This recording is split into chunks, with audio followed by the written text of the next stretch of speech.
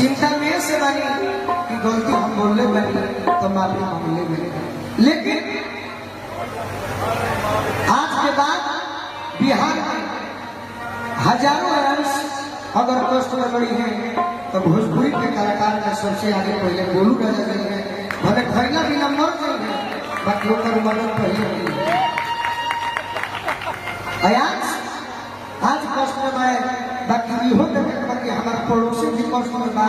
5,000 मेरा ऊपर जाता है। बाकी अयांश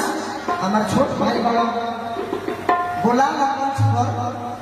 तो माफी भी हम बोले लगे बाद में बहुत लोग कमेंट करता वो सब नहीं थे कमेंट के गाड़ी देके बड़ बानी बड़े रही जहिया मंच पर भेंट हो जाएगी वो दिन क्लास में जाएंगे। श्रोता से हमारे कौन लड़ाई करते श्रोता हमारा भगवान श्रोता ही हमारा के इज्जत तक पहुँचने बड़े श्रोता के बल पर गोली के चलते हम बाचा बनी लड़ाई हमारे तरह से जे गायक बन के यूट्यूब पर चले बैठा के रोटी से करता ये से हम पहले रहे प्रयास के माता पिता से हम क्षमा भी मांगो और माई से बताई